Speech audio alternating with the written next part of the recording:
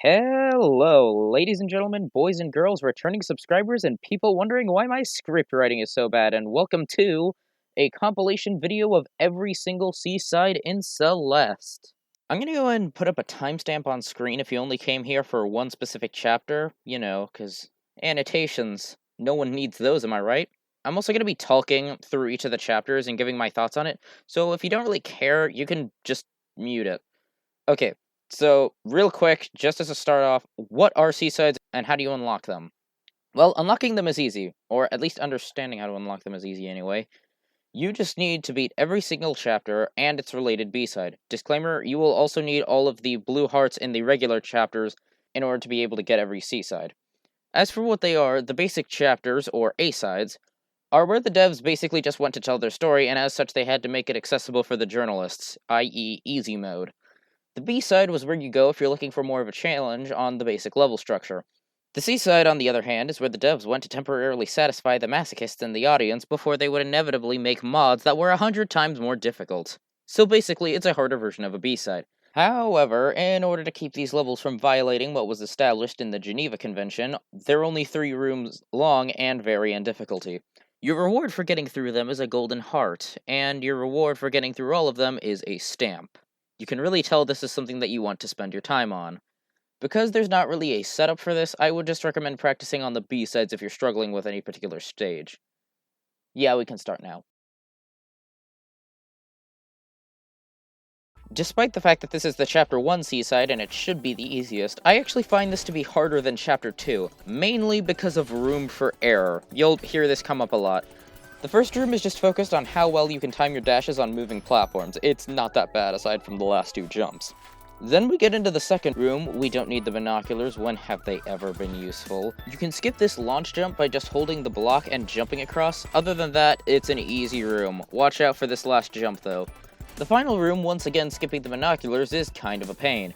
It mostly involves tight navigation across a bunch of spikes with moving platforms. Getting the key coin is incredibly easy since you can just dash upward rather than having to time a stupid jump.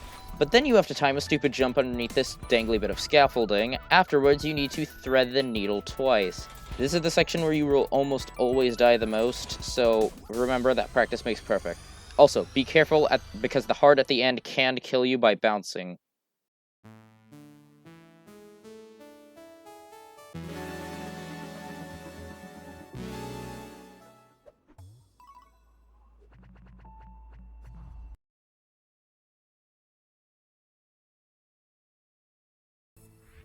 We start off this chapter by learning how to hold back. No, I'm not setting up for something that's just the tutorial.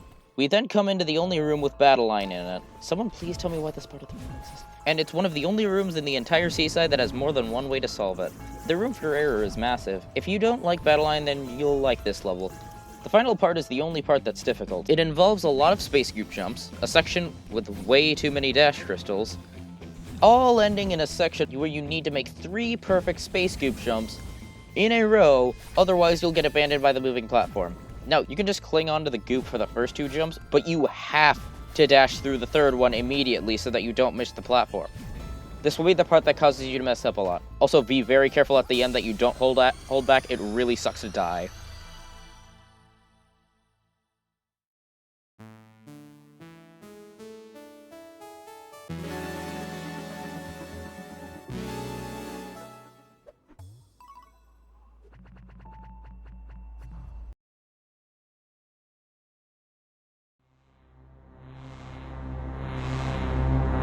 Repressing the bad memories of the B-side, this first room is a nightmare. I have no good tips for it. Just time your upward dash as well, and maybe you'll make it. The second room is really fun. You can duck on the platforms in order to make them move down faster, which is needed in order to get through here. Not only that, but you make the room a little bit easier for yourself by just dashing, grabbing onto the wall, and then wall jumping. This is the part at the end of the second platform. This last part isn't as difficult as the first, it just goes on for way longer than it should. Once again, skipping the binoculars, you come to this portion of the hotel cut off from the main portion with dash crystals. It's luck whether or not you get this one because of Oshiro. After that, you have to do not 1, not 2, but 3 jumps off of his head in order to get the heart. Either that, you'll either die by the bubbly regret thing, momentum miscalculation, or hell, maybe you'll just bounce off the heart and fall into the bottom of the pit as it almost tries to do to me here. If you do bump into the heart, just keep dashing at it. If it wasn't for Oshiro showing up at the beginning of this room, it would be significantly easier. I find that this room is kinda luck-based.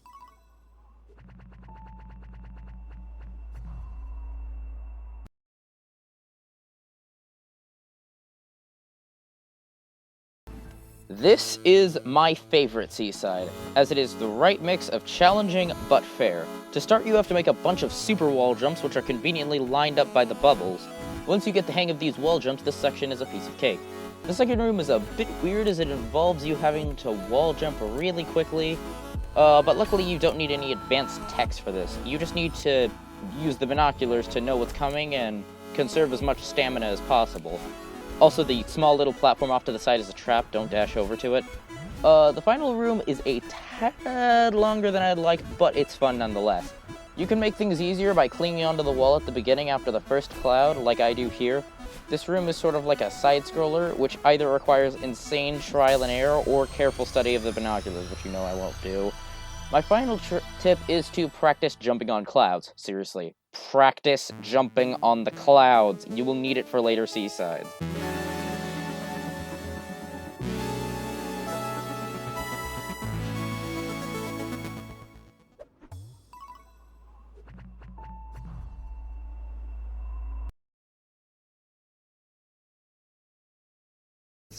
I will sing high praises of Chapter 5 until the day I die, but unfortunately, this is just not a good Seaside. The last platform isn't cooperative and will often be the reason you die, so grab onto the bottom of it and jump as soon as you can. It doesn't matter how you do this room, but at the end you have to do a super wall jump off the second to last dash platform. The second room is unimportant, to be honest. I don't need to talk about it. The third room is annoying, long, and I hate it because it has no room for error. The binoculars won't help you because in this room you have to pull off a bunch of pixel-perfect dashes with the red bubbles, and as such, anything involving them is going to be the reason why this room takes forever.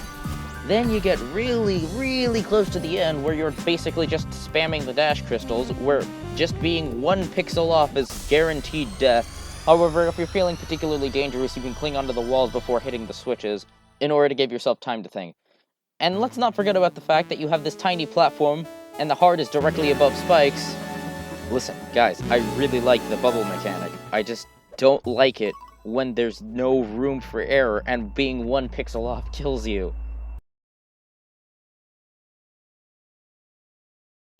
This one is a really big pain because it goes on forever.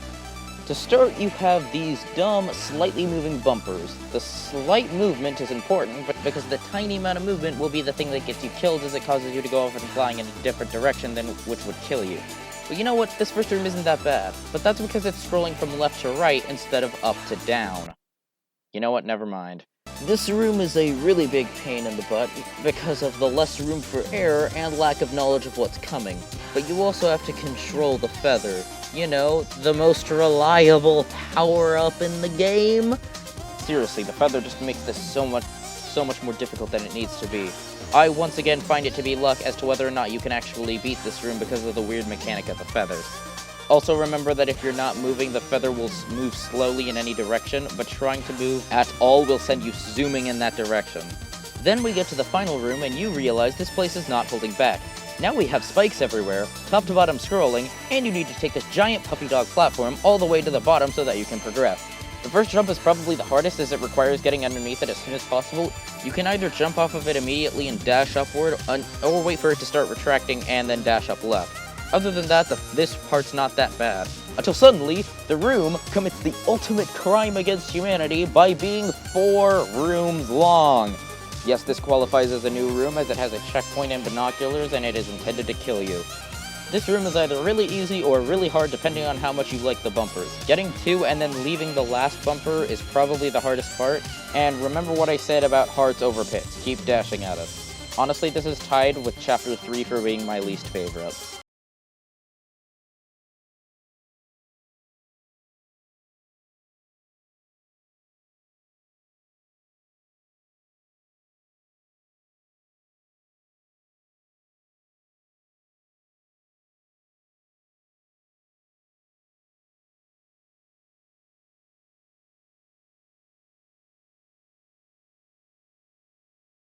Okay, this level design doesn't deserve to function the way that it does. To start off, this first part is very easy. The margin of error is higher than it's ever been, and other than needing to do super wall jumps, it's not that bad since there are many points at which you can recover from. The second room is also relatively easy. Even the scripted wind isn't even really able to put a dent in how hard this room is. But here's the thing, it's being easy on you for a purpose. It's all just a warm-up for the final room, because this final room is indefinitely hard, and probably tied for the hardest room in the game with the Chapter 8 Seaside. You can use the binoculars, but I wouldn't bother as they don't help much. I also sincerely hope you're not playing this on a controller, because the amount of hand-eye coordination required to get through this is insane. I could literally make a guide on this one room alone. Your jumps must be so precise, pixel perfect, and you need to have the most height possible in order to get across some of these jumps. Then there's a part where the clouds are low, which is a pain if you mess up. And then the part where you're underneath a bunch of spikes and you need to dash around it. And even if you do dash around it, you'll just miss the crystal. Or even if you do hit the crystal, you'll just get hit on the spikes after climbing up because you went just a teensy too far to the right. And of course, we can't forget about the best one of all, the falling platform that tries to kill you literally right as it's about to end.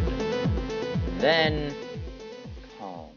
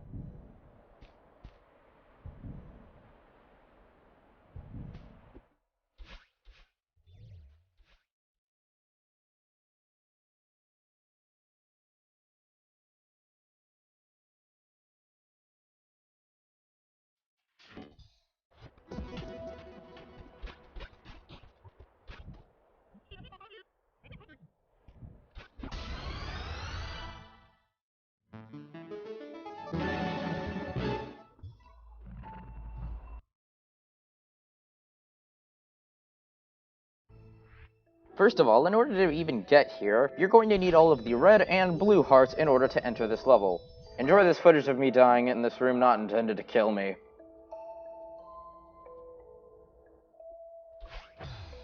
Okay, so I went back and got all the hearts. Now, and only now, do they decide that, hey, maybe it's a good idea to teach the players how to hyperdash. You know, the most complex move in the game. Seriously, what the hell is this? Who speedruns this game? To start, you have to pull off 3 perfect hyperdashes, or wave dashes if in the air, in a row with no room for error. I prefer to wait just a little bit after you've landed before hyperdashing again. If you make it past that, you'll get into the second room, which is hard, but at the very least you don't need any advanced techs. The thing that's most likely to kill you are the bumpers, and even then they're not that bad.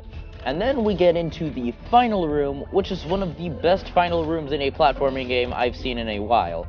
It's also the room that's tied with Chapter 7 Seaside for being the hardest. To start, hyperdash off this moving platform, then try to get the lava to be as high as possible by the time you actually make it to the bumper, so that you can make it across the clouds easier when it's ice. Wait about half a second on the first cloud, and then make a hard right. Then either cling onto the side of the first falling platform, or wall jump without grabbing onto these 2 falling platforms. After that, you want to try to keep the lava and ice centered for as long as possible, at least until you make it to the falling ice platforms. Then you want to stall for as long as possible.